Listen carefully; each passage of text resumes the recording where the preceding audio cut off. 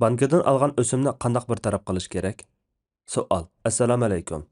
Bankada pul qo'yish, qo'ygandan keyin o'sim elish, andan bu o'simni qandaq bir taraf qilish to'g'risida tushuncha bergan bo'lsalar. Masalan, to'y va o'lim yetimdagi rasmiyat ishlari, sadiqa, sovg'at qatorliqlarga ishlatsa bo'lamdi. Alloh rahmat qilsin. Yana bir savol. O'zingizmi bilasiz, hozir Uyg'ur diyoridagi bankalarning hammasida o'sim muomalasi bor bo'lib, buningdan qochibmi qutulolmadik. Mening kartamga 2 yildan beri qilgan muomala jarayonida 35 so'm xalq puli o'sim chiqib qopti. Bundaq o'sim chiqib qolganlar xali ko'p ekan. Bundaq o'simni bankining yilda oladigan tapan haqqi va yoki shirkat hisobi bo'lsa, boj qatorliq siliqlarga berib o'tadiganlarmi bor.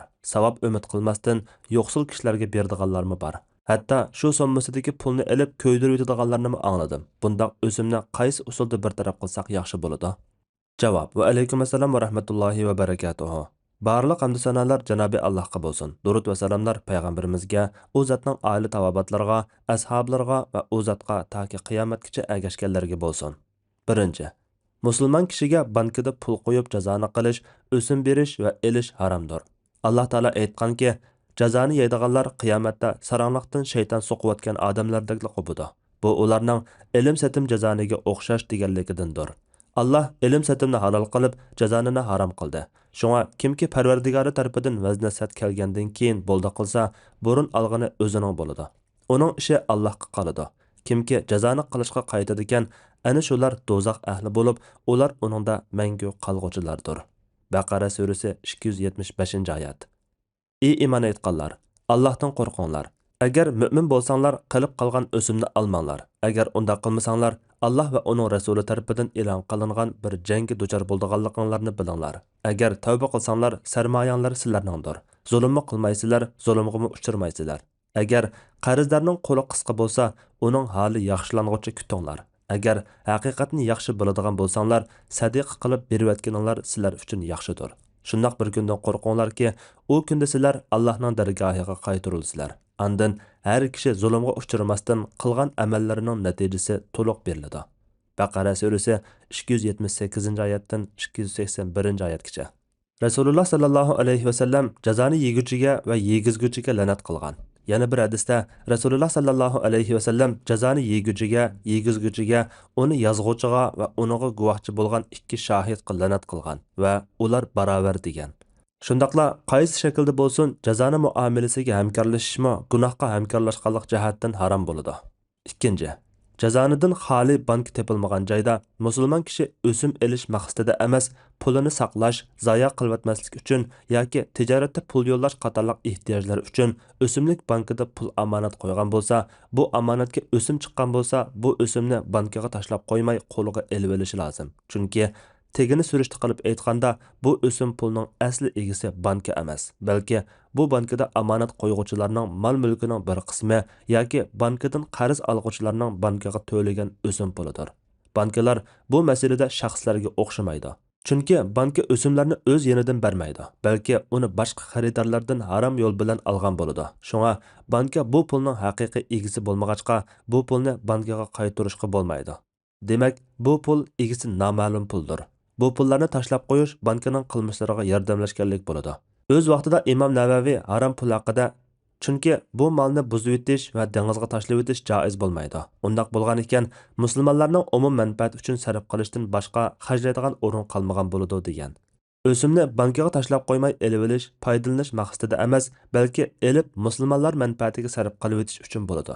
Bu sarf qilib o'tish sadiqa qilish emas, o'sim puldan qutulishdan iboratdir. Uchinchi, qo'liga olgan o'simni o'zi xajlamay, uni fiqir miskinlarga, shundaqla boshqa musulmonlarning turli umum manfaati uchun sarf qilib o'tishi lozim. Bu sarf qilishdan sadiqa qilganning savobi bo'lmaydi. Chunki Alloh pokdir, faqat pokni qabul qiladi. Bu qilgani faqat harom moldan qutulish, qilgan jazonisini yuyish, tavbasini tamomlash uchundir. Bu jihatdan olib aytsak, niyat to'g'ri bo'lgan ahvolda savobga erishishimi umid qilinadi. Chunki bu harom moldan qutulib o'zini pok tutish, tavbasini tamomlashdan iborat yaxshi ishdir. Buningga asosan o'simni to'y, sovg'at qatorliq ishlarga, shundaqla o'zi yenidan chiqim qilishi kerak bo'lgan chiqimlarga ishlatishga bo'lmaydi.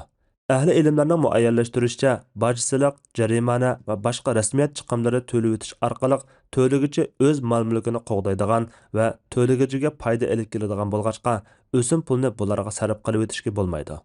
O'sim pulni masjid selish va tuzashga sarf qilsa bo'lamdi degan masalada hozirgi olimlarning qarashlari o'xshash emas. Masalan, Imom Qardaviy, Shayx ibn Jibrin, doktor Ahmad Hajji Kurdi va Arab Birlashma Xalifaligi Avqof va Islom ishlari hay'ati qatorliqlar bo'ludi deb fatvo bergan. Kuvayt fatvo organi doktor Ali Qardag'i qatorliqlar masjidga ishlatishga bo'lmaydi deb qaragan. 4. O'simni fiqir miskinlar elib ishlatsa, bu ularga halol bo'ladi, harom bo'lmaydi. Chunki bu pulning maynat haromligi uni o'sim shaklida qo'lga kirgizib, nahaq ega bo'lib olgan kishiga qarta bo'ladi.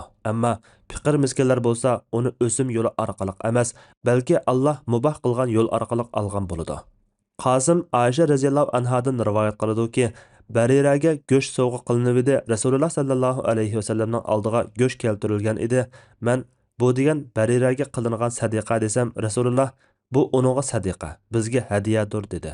Demak, Rasululloh sallallohu alayhi vasallamga sadiqa halol bo'lmaydigan turuqliq egi bo'lish sababi o'xshash bo'lmaganlik uchun u go'sht Rasulullohga nisbatan sadiqa hisoblanmagan. Bu bir xil nisbiylik bo'lib, Rasululloh sallallohu alayhi vasallammo o'zi yemagan bir qo'y go'shini asirlarga berib o'tishga buyurgan.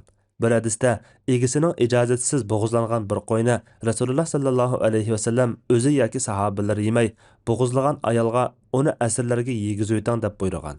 Qiyos jihatdanmi bankadan kirgan o'simni asli egisi noma'lum bo'lg'achqa, egisiga qaytarish mumkin bo'lmag'achqa, bu o'sim yo'ldan tepib olgan, egisi bilinmagan pulga o'xshaydi. Bu harom pulni qo'ldan chiqarib, fiqir miskinlarga berib o'tish berguchiga nisbatan emas, fiqirga nisbatan sadiqa hisoblanadi. Chunki harom moldan tavba qilg'uchi bu pulni fiqir miskinlarga berib o'tish orqali tavbasining qabul bo'lishini ko'zlaydi. Savob yoki ajr ko'zlamaydi. Demak, bu pulni qo'ldan chiqarib o'tish tavbasining to'liqlamasi va sharti hisoblanadi. Imom Navaviy Imom G'azalidan uni, ya'ni harom pulni fiqirga bersa, u fiqirga harom bo'lmaydi, balki halol pok bo'ladi deganligini naql qilib mundaq deydi. G'azali mushu tarmoq masalida degan mushu so'zni Shafiiy mazhabimizdagi boshqa ustozlarimizmi degan. Haqiqatda bu masala shular aytgandekdir. G'azali bu qarashni Muaviya ibn Abi Sufyan radhiyallohu anhuma va undan boshqa salaflardan naql qilgan. Yana Ahmad ibn Hanbal va Al-Haris al-Muhasibi qatorliq zohidlardan naql qilgandir. Imom Ibn Taymiya egisi noma'lum, tardib olingan, ariyatga elingan, amonat qo'yilgan kishilarning o'g'ri bo'lanchilarning qo'lidan tortib olingan mol-mulki yoki kishilarning mol-mulkidan tashlab o'tilganlari, bularning hammasi sadiqa qilinadi va musulmonlarning manfaati uchun sarf qilindi deydi. Imom Qurtubi qo'lidagi harom molning egisini tepishdan umidsizlansa, uni ashu egisining o'rnida sadiqa qilib o'tadi. Agar boshqalarga salgan zulmi og'ir bo'lib, butun qo'lidagi mol-mulk zulmdan kelgan bo'lib, ko'p bo'lganlikdan uni to'lab bo'lolmaydiganligini bilsa, uning tavba qilishi qo'lidagi butun iqtisodni ya miskinlarga, ya musulmonlarning manfaatiga sarf qilib o'tishidir deydi. Ammo muayyan bir shaxs bilan jazoni qilgan bo'lsa, uningdan o'simni qo'lga olsa bo'lmaydi. Chunki bu uning melini nohaq elib olishdan iborat. Rasululloh sallallohu alayhi vasallam zamonidagi jazona mushu shaxsiy muomala turiga kiradigan bo'lg'achqa, Janobi Alloh sarmoyani elib o'simni olmay qo'yishga buyurgan. Haq Taolo aytadi: "Agar tavba qilsanglar, sarmoyanglar sizlarningdir. Zulmni qilmaysizlar, zulmga uchirmaysizlar." Baqara surasi 279-oyat. Shunga bu borada shaxslar bilan banklar o'xshashmaydi. Oyatda egisi noma'lum bo'lgan o'sim to'g'risida uni qo'lingga olmagan degan ko'rsatma kelmagan bo'lib, oyat faqat egisi ma'lum bo'lgan o'simni olmagan, ma'lum bo'lsin yoki bo'lmasin, o'simni o'z ehtiyojingga ishlatmagin demoqchi. Bu jihatdan o'simni bankaga tashlab qo'ymay elish mazkur oyatga zid kelmaydi. O'sim va shuningga o'xshagan egisi noma'lum bo'lgan harom mollarni musulmonlarning manfaatiga sarf qilib o'tish yuqorqi olimlarning qarshi bo'lmasdan, hozirgi zamon olimlarining asosan birlikka kelib qolgan qarashidir. Shayx bin Baz rahmatullohi alayh banka sana bergan o'simni bankaga qaytarib o'tmagan, o'zingmi yemagan, balki uni yaxshi ishlarga ishlatib o'tgan. Masalan, fiqirlarga sadiqa qilib o'tish, hojatxonlarni o'ngshash, qarzlarni to'lay olmay qarzga bo'g'ilib qolganlarning qarzini to'lab o'tish deydi. Shayx ibn Jibrinmi shundaq fatvo bergan.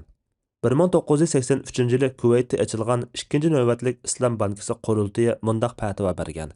Qurultay musulmon mol-mulk egilariga oldi bilan mol-mulkini arab va islom elləridəki islom bankalarına yüzləndirishini, andın sirtiga yüzləndirishini tavsiya qiladi. Shunda qilib bo'lguncha arliqda erishgan o'simpul haram kasb hisoblanadi.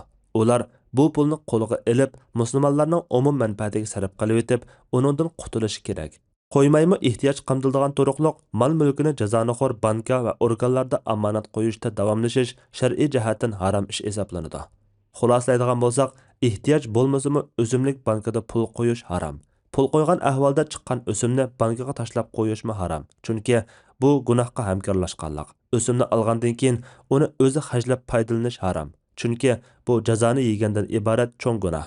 Demak, olgan o'simni umum musulmonlarning manfaatiga sarf qilish lozim. Allah eng to'g'risini bilguchidir. Fatvoda Dr. Abdul Aziz rahmatullah. Fatvolar majmuasi 1-tom, 138 numurliq fatvo.